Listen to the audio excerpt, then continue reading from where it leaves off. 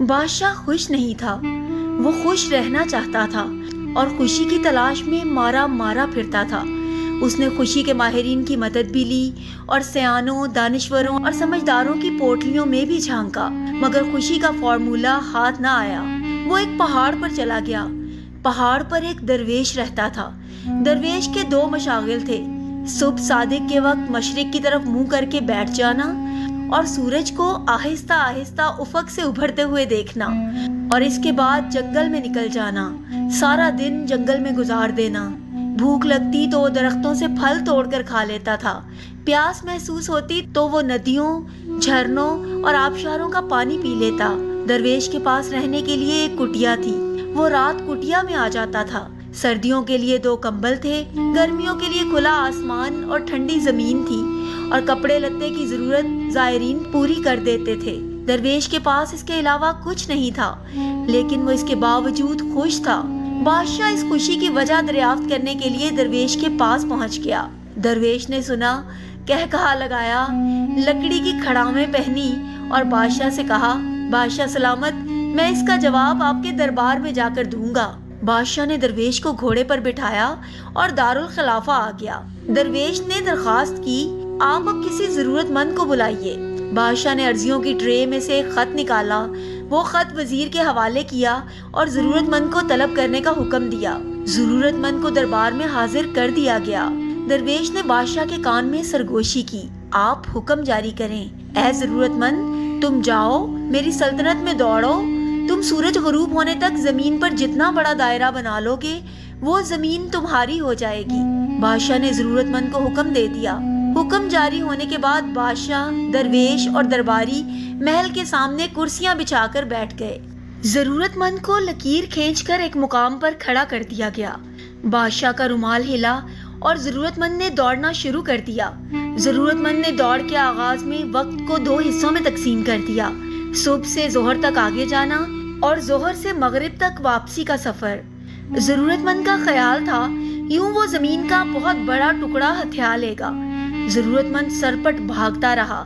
ظہر کے وقت اس نے 400 ایکڑ زمین گھیر لی۔ فارمولے کے مطابق ضرورت مند کو اب واپسی کا سفر شروع کرنا تھا، لیکن وہ لالچ کا شکار ہو گیا۔ اس نے سوچا، میں اگر اپنی سپیڈ بڑھا لوں تو میں عصر تک 100 ایکڑ زمین مزید گھیر لوں گا، اور میں اگر اسی سپیڈ سے واپسی کے لیے دوڑوں تو میں مغرب تک واپس پہنچ جاؤں گا۔ میں آپ کو یہاں انسان کی فطرت کی ایک کمزوری بتاتی چلوں۔ انسان لالچی ہے اور لالچ میں 2 درجن خامیاں ہیں، لیکن اس کی سب سے بڑی خامی کا تعلق انسانی ذہن کے ساتھ ہے۔ اللہ تعالیٰ نے انسان کو تخمینہ لگانے، کیلکولیشن کرنے کی صلاحیت سے نواز رکھا ہے۔ ہم جب بھی کوئی چیز دیکھتے ہیں، ہمارا دماغ فوراً اس کے عرض، بلد، موٹائی، وزن اور قیمت کا اندازہ لگاتا ہے، اور ہم اس کیلکولیشن کی بنیاد پر اگلے فیصلے کرتے ہیں۔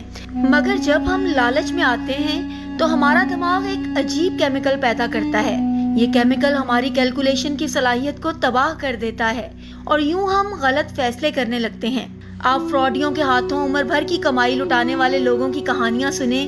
آپ کہانی سننے کے فوراً بعد کہیں گے، تم پڑھے لکھے سمجھدار انسان ہو، تم یہ اندازہ نہیں لگا سکے کہ لوہا کبھی سونا نہیں بن سکتا، یا جو شخص ٹیکسی پر تمہارے پاس آیا تھا وہ تمہیں 5 کروڑ کی زمین 2.5 کروڑ میں کیسے دے سکتا ہے، یا جو دکان مارکیٹ میں کروڑ روپے کی ہے وہ 10 لاکھ روپے میں کیسے مل سکتی ہے، اور مٹھائی سے شوگر کا علاج کیسے ہو سکتا ہے، اور اتنی خوبصورت لڑکی امریکہ سے پاکستان آ کر تم جیسے میٹرک فیل لڑکے سے کیوں شادی کرے گی، وغیرہ وغیرہ۔ فراڈ کا نشانہ بننے والا عموماً یہ جواب دیتا ہے، بھائی جان وہ جادوگر تھا، اس نے میری عقل پر پردہ ڈال دیا تھا۔ جادوگر لالچ تھا، اور لالچ سے پیدا ہونے والا وہ کیمیکل تھا جو انسان کی عقل سلب کر لیتا ہے، اور یوں اچھا بھلا سمجھدار شخص ماموں بن جاتا ہے۔ میں واپس زمین گھیرنے والے شخص کی طرف آتی ہوں۔ لالچ نے اس کی عقل بھی سلب کر لی، اس کی کیلکولیشن بھی غلط ہو گئی۔ وہ مزید زمین کے لالچ میں عصر تک بھاگتا رہا۔ سورج نے جب تیزی سے واپسی کا سفر شروع کیا تو اس شخص کو اپنی غلطی کا احساس ہوا۔ وہ پلٹا اور واپسی کے لیے دوڑ لگا دی، لیکن دیر ہو چکی تھی۔ وہ اب مغرب سے قبل واپس نہیں پہنچ سکتا تھا۔ اس کے پاس اس وقت 2 آپشنز تھے۔ وہ اپنی ہار مان لیتا، دوڑنا بند کر دیتا और चुपचाप घर वापस चला जाता, या फिर जीतने के लिए सर तोड़ कोशिश करता। वो दूसरे ऑप्शन पर चला गया। मैं आपको यहाँ इंसान की एक और खामी भी बताती हूँ। कामयाबी में सर तोड़ मेहनत हमेशा तीसरे नंबर पर आती है। पहला नंबर प्लानिंग और दूसरा नंबर सलाहियत को हासिल करना होता है। आपकी मंसूबाबंदी गलत है। आप पहाड़ पर खजूर लगाना चाहते हैं या सहरा में चावल उगाना चाहते हैं, तो ख्वाह कितनी मेहनत कर लें, आपकी कामयाबी के इम्कानात बहुत कम होंगे। दूसरा, आप में अगर सलाहियत नहीं और आपने अगर बाकायदा ट्रेनिंग हासिल नहीं की, आपने अगर टास्क के लिए तैयारी नहीं की, तो भी आप ख्वाह कितनी सर तोड़ मेहनत कर लें, आप कामयाब नहीं हो सकेंगे। जमीन घेरने वाला भी मंसूबाबंदी और सलाहियत दोनों से आ रही था। चुनाचे उसने दूसरा फैसला भी गलत किया।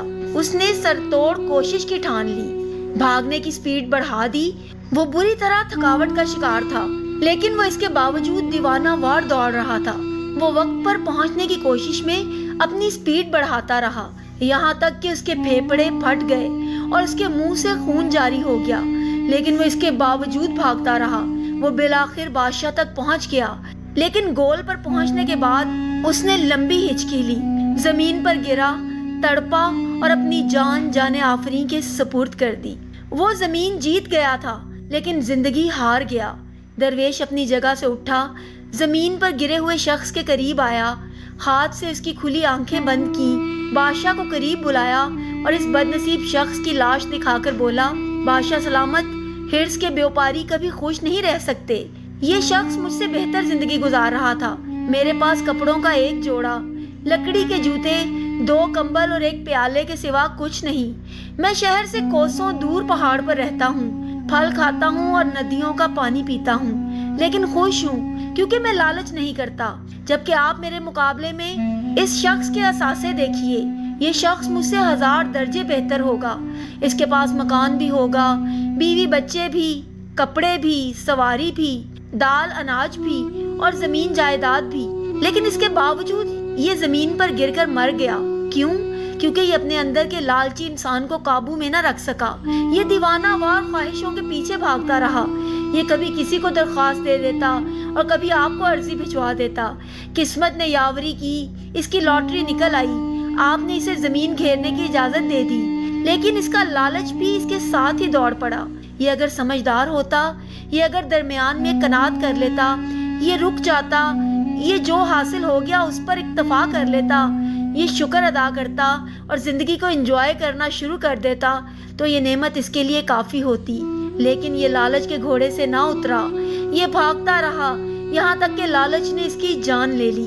दरवेश ने लंबी सांस ली और बोला, बादशाह सलामत, हिर्स और खुशी दोनों सौतने हैं, ये इकट्ठी नहीं रह सकती। आप खुश रहना चाहते हैं तो आपको लालच को तलाक देना होगी। खुशी खुद ब खुद आपके घर में बस जाएगी। लेकिन अगर आप लालच के घोड़े पर बैठकर खुशी की तलाश में सरपट भागते रहे तो आपका अंजाम भी इस शख्स जैसा होगा। आप भी इबरत का रिस्क बन जाएंगे। बादशाह की आंखों में आंसू आ गए। उसने गुलूगीर लहजे में कहा, जनाब, बादशाहत हिर्स की दलदल होती है। आप बादशाह होते हुए खुद को लालच से कैसे बचा सकते हैं? दरवेश ने कहकहा लगाया और फरमाया, इख्तियार में इजाफा बादशाहों की हिर्स होती है, और जो बादशाह ज्यादा से ज्यादा इख्तियारात हासिल करने की कोशिश करता है, उसमें और जमीन पर पड़े इस शख्स में कोई फर्क नहीं होता। आप इख्तियारात समेटने की बजाय इख्तियारात बांटना शुरू कर दें, आपको खुशी मिल जाएगी। उम्मीद है आपको आज की हमारी कहानी पसंद आई होगी। इस तरह की मजीद सबक आमूज कहानियाँ सुनने के लिए हमारे चैनल को सब्सक्राइब करें। शुक्रिया।